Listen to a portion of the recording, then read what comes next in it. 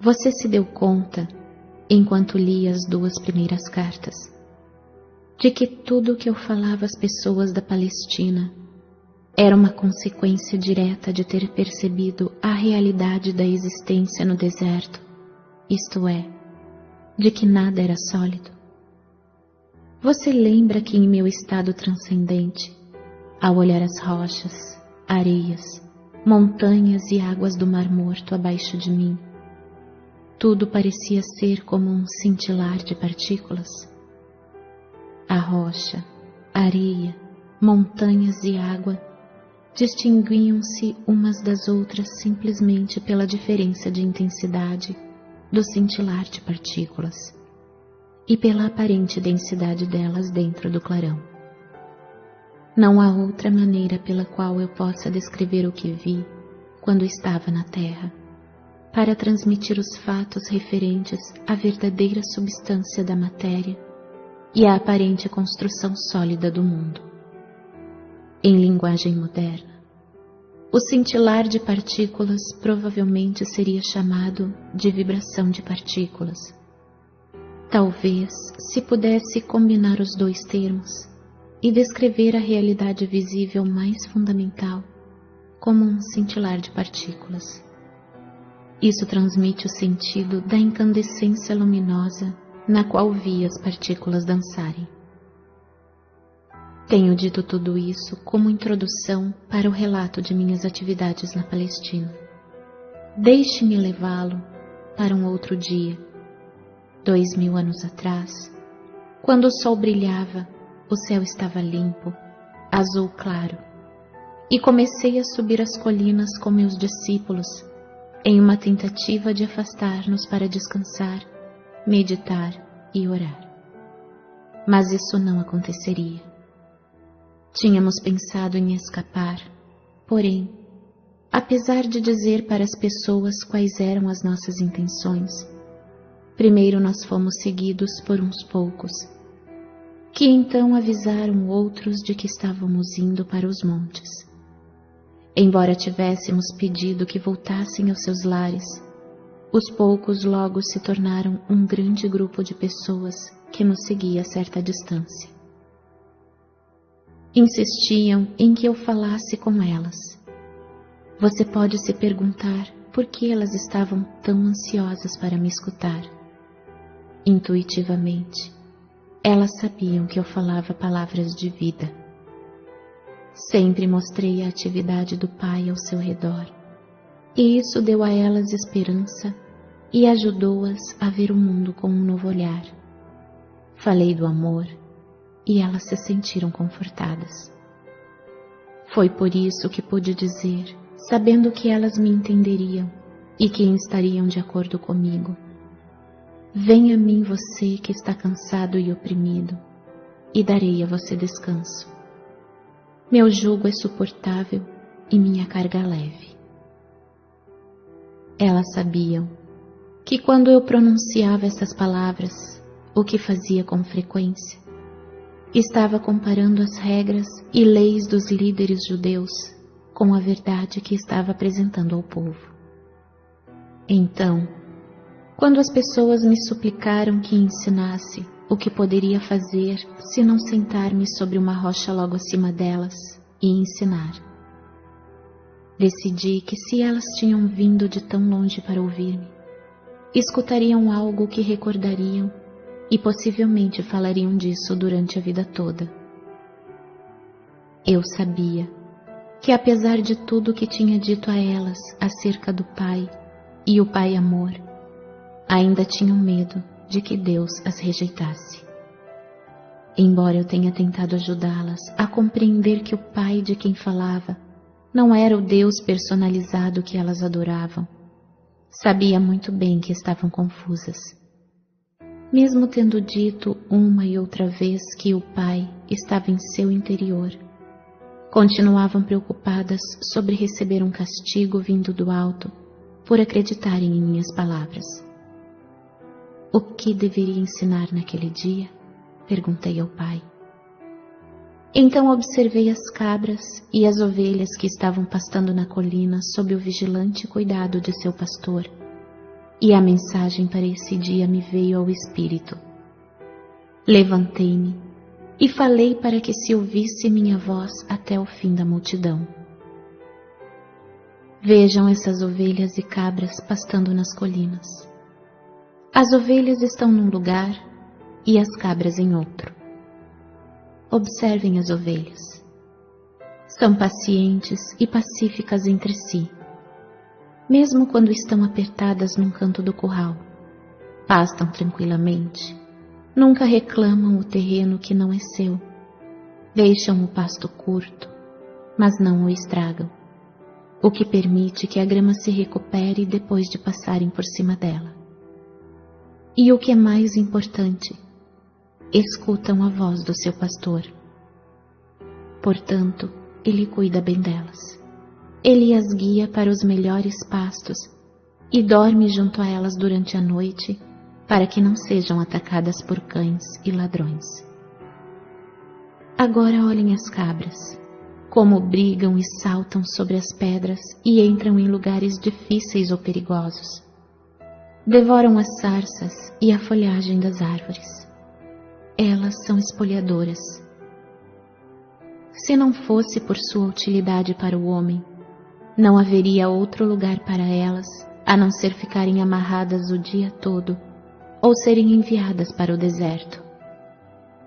Vejo-os aí embaixo e sei que no meio de vocês há muitas ovelhas e que também há muitas cabras. Houve alguns murmúrios aborrecidos, mas em geral as pessoas se davam empurrões e puxavam o cabelo uns dos outros, apontando as cabras, rindo e concordando com a cabeça. Era bom vê-los rir e assim continuei. Vocês podem reconhecer as ovelhas pelos seus lares, pelo modo como convivem com os vizinhos e como são vistas por toda a comunidade. Assim também vocês podem reconhecer as cabras. É possível que elas tenham muitos amigos? Houve um forte clamor da multidão. Não, seguido de muito riso. O pastor segue as cabras e cuida delas, ou elas têm que se cuidar sozinhas e chegar por si mesmas em casa à noite para ser ordenhadas? De novo a multidão ria e respondia de maneiras distintas, algumas muito engraçadas e engenhosas. E assim é com aqueles que são ovelhas e aqueles que são cabras. Vocês recebem a proteção do Pai se são ovelhas, e não são protegidos se são cabras, porque vão teimosamente seguindo seus próprios desejos todos os dias e possivelmente deixando atrás de si um rastro de destruição. Digam-me, o Pai pode proteger aqueles que são cabras? A multidão estava em silêncio, mas escutando atentamente. Vocês dirão então que o Pai está zangado com as cabras e não as protegerá? Ou dirão que assim como o pastor cuida das suas ovelhas e cuidaria das cabras se elas permitissem, o Pai ama as ovelhas e as cabras da mesma forma, mas não pode protegê-las igualmente por causa do comportamento natural das cabras? Considerem também o hábito de alimentação das ovelhas e das cabras. As ovelhas se contentam comendo somente a erva para a qual seus estômagos estão perfeitamente preparados, mas as cabras comem qualquer coisa que encontram e não respeitam sua constituição. O mesmo acontece com aqueles que não cuidam do alimento de suas mentes, pois não têm nenhuma meta fixa ou propósito claro. Como as cabras, não recebem quando o alimento mental é prejudicial ou os leva por caminhos equivocados em suas vidas diárias, ou mesmo os arrasta para um mito nocivo ou um engano perigoso. Eles vão sem rumo, recolhendo o equivalente mental de sarças, sapatos velhos, pedaços de pano, folhas, cardos ou ervas daninhas, porque falta a eles o bom senso. Um homem perguntou: Mestre, e se uma pessoa é uma ovelha, comete um erro e se vê numa confusão, o pai a abandonará? Respondi com outra pergunta: o que faz o pastor se uma de suas ovelhas cai num buraco, ou escorrega por um barranco, ou se vê aprisionada nas sarças? Eu digo: o pastor deixa o rebanho e rapidamente vai buscar a ovelha perdida e não a abandonará até que a traga de volta sã e salva. Assim acontece com o Pai. Nenhuma ovelha pode evitar enganar-se de uma ou outra maneira. Mas não duvide de que o Pai logo atenderá ao seu balido e a resgatará. E se uma cabra começar a comportar-se como uma ovelha e atender à voz do pastor, então ela também estará sob a proteção do pastor e será cuidada da mesma maneira que as ovelhas. Assim é com vocês e o reino do céu, o reino de Deus. Várias vozes elevaram-se, pedindo que ensinasse o significado do reino de Deus. O que estou dizendo a vocês não é o mesmo que ouviram de qualquer outro profeta em qualquer tempo. Não tentem entender o que digo, pensando no que disseram seus mestres. Eles podem somente repetir o que está nas Escrituras e não possuem nenhum conhecimento pessoal do reino de Deus ou do céu. Deus não está contido em nenhum lugar, mas está em todas as partes, como estão os céus e o ar sobre vocês. A Santa Palavra pronunciou a verdade quando disse: em Deus você vive, se move e tem o seu ser. Pois o reino de Deus está acima, ao redor e também dentro de vocês. E vocês podem entrar no reino de Deus. As pessoas exclamavam com impaciência: mas o que é isso? É um estado de mente e de coração, no qual você está plenamente possuído por Deus, seu Pai. Quando você está nesse estado, o Pai é a cabeça do seu corpo e dirige tudo o que você faz e toda a sua vida. Algumas pessoas resmungavam: como isso é possível?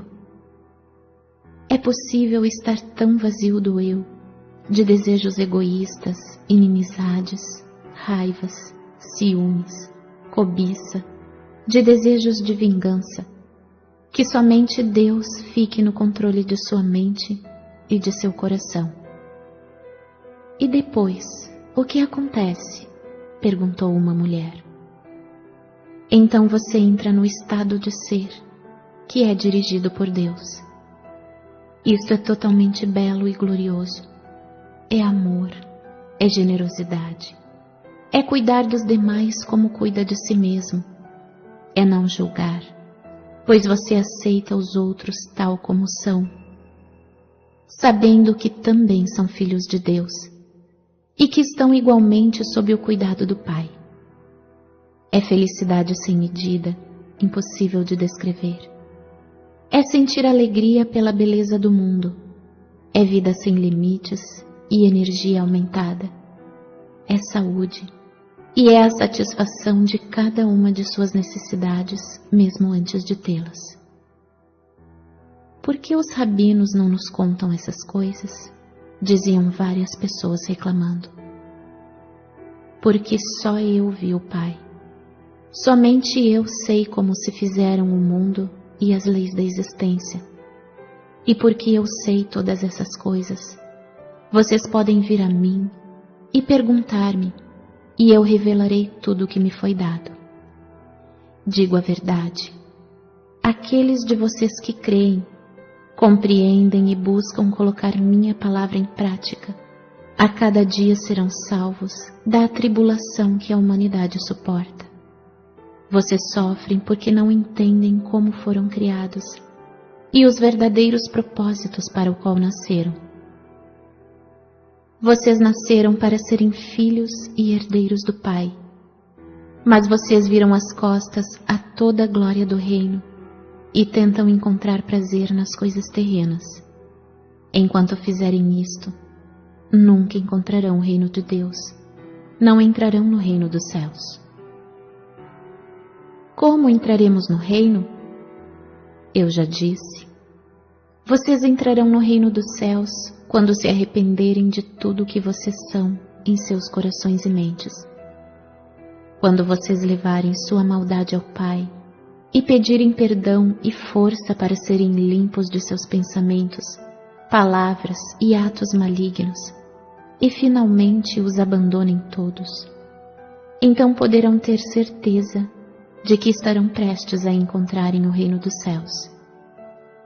Quando alcançarem isso, perceberão que sua atitude para com os outros estará mudando, pois o Pai estará fazendo seu trabalho amoroso em seu interior. Vocês estarão livres das correntes e amarras dos desejos e atos malignos que antes os aprisionavam e os faziam cativos do mundo. Mais do que isso, compreenderão que o Pai satisfaz todas as suas necessidades. Uma mulher exclamou: Mestre, tenho uma necessidade agora mesmo. Tenho fome. As pessoas riram, mas então várias vozes uniram-se à sua, dizendo: Estamos com você há muitas horas. Nos fez andar e andar antes de consentir em nos ensinar. Nós demonstramos que somos boas ovelhas. Não nos ajudará a saciar nossa fome? Percebi que diziam a verdade e senti uma profunda compaixão para com elas. Tinham me seguido não só para que as curasse, mas também porque tinham o anseio de saber a verdade, como tinha sido me dada pelo Pai. Eu tinha dito que o Pai satisfazia todas as suas necessidades. Esta seria uma oportunidade para mostrar o poder da fé e o poder que é Deus.